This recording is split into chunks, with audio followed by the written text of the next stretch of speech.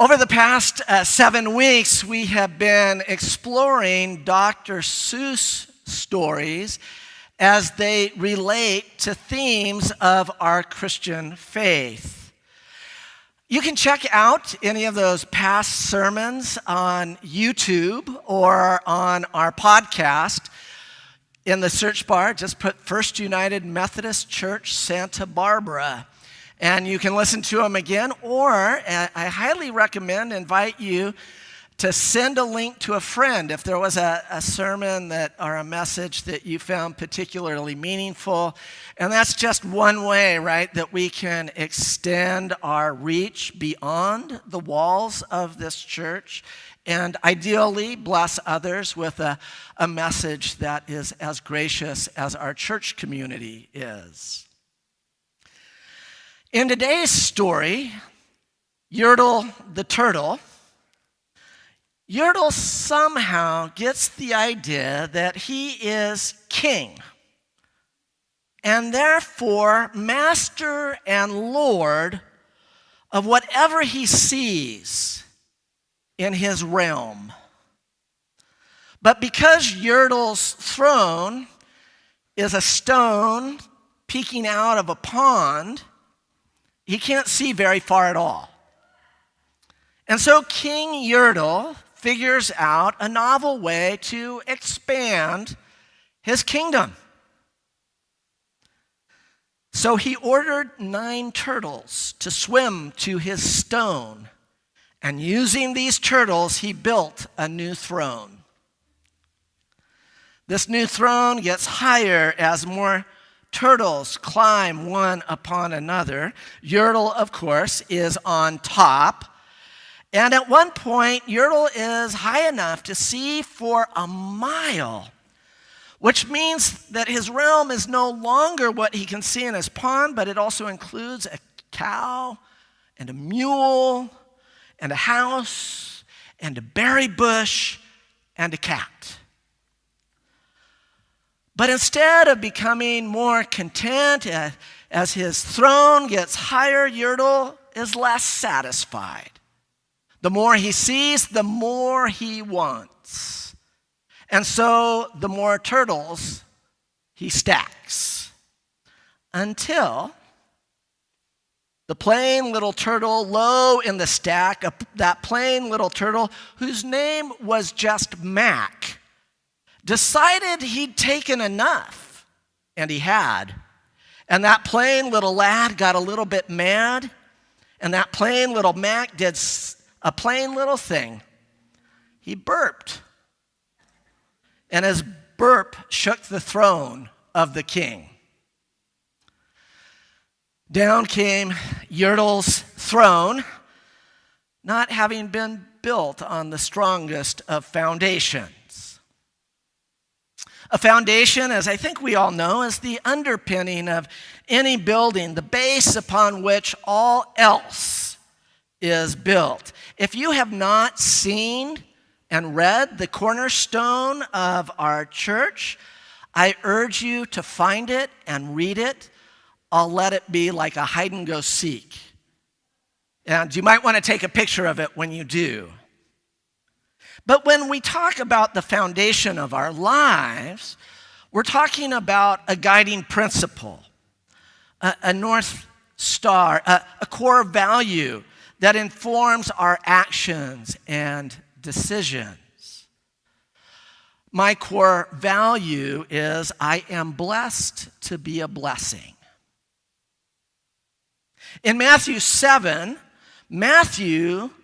Jesus invites us to build our lives upon his life-giving words, which candidly may feel at times shakier than turtle shells. The Message, a version of the Bible that uses very contemporary language, captures Jesus' teaching in this way in verses 24 and 25. These words I speak to you are not incidental additions to your life, homeowner improvements to your standard of living. They are foundational words, words to build your life on.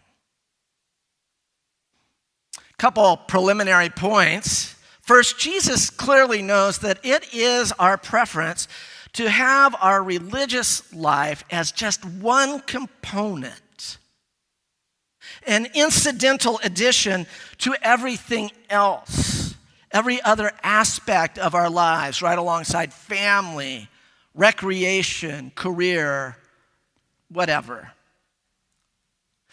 Now, because God does want us to be whole human beings, I don't want to draw too sharp a line here, but it is clear that Jesus intends for his words, his life, his way, to become the base upon which we construct everything else in our lives.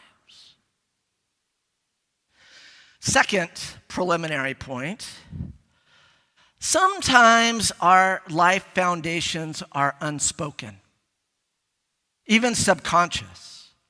For instance, if I believe I'm not good enough or smart enough or attractive enough, those basic beliefs will impact how I live, what I will put up with, and what I will take part in.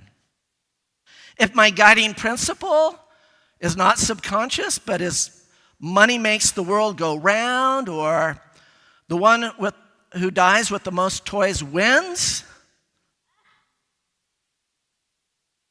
my life's work, my goals will be shaped on those beliefs. So Jesus is inviting us to make a radical and conscious decision to build our lives upon the foundation of his teachings, which means rejecting other foundations we could build our lives upon, so that our family, our money, our activities, even our political views will be based, will be founded upon Jesus' teaching. I know this will be hard for some people to hear, but if you want to keep your religious life separate from your political life, you've chosen to follow the wrong guy. Knowing this, let's note that Jesus' words in Matthew 7:24 through 27 come at the end of his Sermon on the Mount, which began way back in Matthew chapter 5. And Matthew chapter 5, 6, and 7 are the longest uninterrupted presentation of Jesus' teachings in Matthew. And so it is all these words that Jesus speaks in these 3 chapters that he expects us to build our life upon. Now, if you read these 3 chapters sometime during this week, and I hope that you do, the first thing that you're going to notice is that Jesus' sermons are twice as long as mine. Still, I hope you will sit down this week and begin to read and assess how you might better build your life on this foundation. I want to go ahead and summarize for you what you'll find in Jesus' Sermon on the Mount. In chapter 5, Jesus begins by teaching the Beatitudes. And these Beatitudes offer situations where the person who is described would not meet the typical criteria of what we call blessed. Grieving, poor in spirit, meek, persecuted. Is that when you feel blessed? I don't think so. And then chapter 5 concludes with Jesus teaching us to love not only those we like, but to love our enemies. So we see very early on that Jesus' teachings are meant to shift our outlook.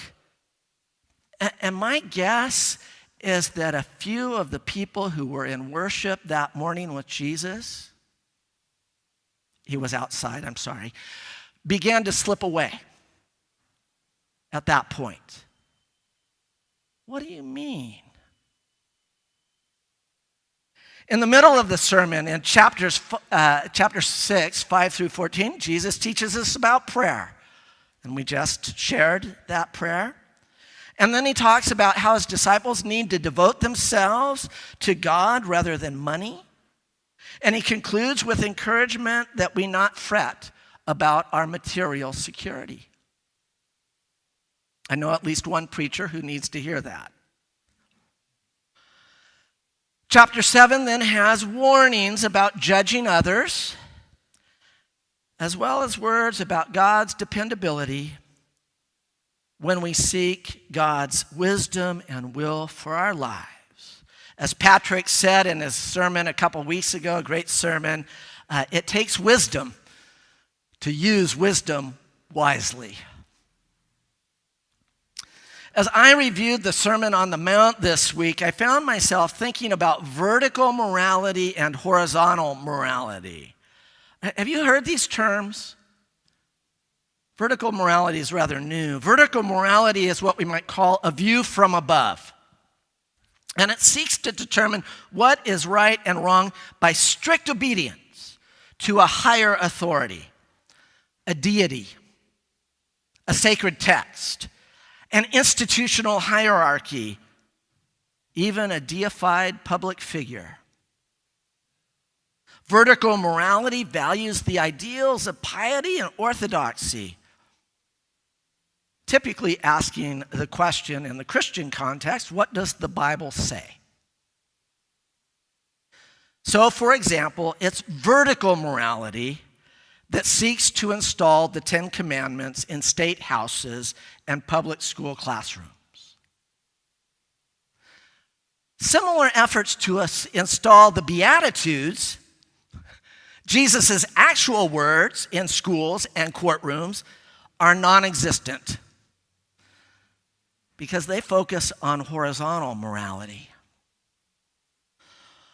Horizontal morality might be termed a view from beside.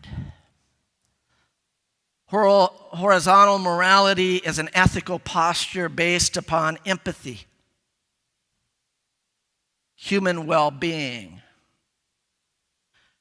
and potential relational harms to neighbors and strangers, and if we trust Jesus, our enemies. Horizontal morality is rooted in ideals of justness, mercy, and orthopraxis, asking the question not, what does the Bible say, but what would Jesus do? Now, I want to affirm that what we believe is super important, but nowhere in the Sermon on the Mount does Jesus say that right beliefs are the keys to the kingdom. In fact, Jesus addresses this in chapter 7. I said this multiple times in our More Christ-like Christianity series. He says that calling on him and worshiping him as Lord doesn't cut it. While Jesus does not dismiss vertical morality, obedience, and trust in God, he's clear that horizontal morality is how we live our right belief, our vertical trust in God, or not. In the ancient church, those who were interested in becoming Christian went through a period of apprenticeship, where they lived according to Jesus' teachings, giving away possessions, turning the other cheek, serving the last and the least. And after giving it a try, they would be baptized or not. And that's why one of the earliest names for Christians was people of the way. Learning and living the way was a practice for about 250 years. I remembered late yesterday that there's this story about a guy who joined the monastery, and whenever he'd go out, he'd come back without any clothes because he'd give them away to somebody who needed them. And the monastery, the other monks, the superiors, they got bothered by this, and they ordered him not to give away his clothes. Monk went out, came back without any clothes on. And they said, "We told you strictly not to give away your clothes." And he says, "Oh, no, I didn't. I just let them take it." In Galatians 1:11 through 18, the Apostle Paul alludes to his own 3-year period of learning the way after his conversion. And this early church practice should remind us that faith cannot be reduced to devotional piety or a vertical morality that simply thinks it's enough to call on Jesus as Lord, Lord, and totally ignore anything he says. Faith is evident when we produce good fruit, the good fruit that grows from living our lives on the foundation of Jesus' teachings. In 2 Corinthians 2:2, Paul writes, "I decided to know nothing among you except Jesus Christ and him crucified." Paul is saying that Christ crucified is who he follows, meaning everything that got him crucified is what Paul is saying he trusts. Friends, we build our lives upon any number of foundations: political beliefs, economic priorities, professional aspirations, family values, religious dogmas. But if we want to know what Jesus means about building our lives upon his words, our focus needs to be the Sermon on the Mount. As my own faith develops, and I hope it always is developing, I have this overwhelming desire to discover not only what it means to believe in a God of grace, but also what it means to live the way of Jesus. Yertle built his throne on shaky foundations. It was a foundation built on the backs of others. It was a foundation that put its faith in pride and privilege, and in the end, an untimely burp caused everything to come crashing down. What about us? What is our foundation? Will we build our lives upon Christ's teaching, on the invitation he gave us to live a radically different way than the way the world esteems? Will we take the leap and make the choice to follow the way, moving from calling him Lord to entrusting ourselves to live the way he taught his followers to live? Jesus certainly talked the talk in this sermon.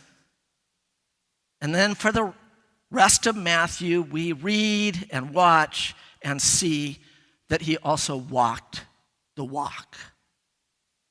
And that's why I find Jesus trustworthy. That's why I want to live my life in his. I want my foundation to be what Jesus said and did. To know Christ and him crucified is to know and value the practices of Jesus in a world that continually tempts us to build on other unsturdy foundations. Amen.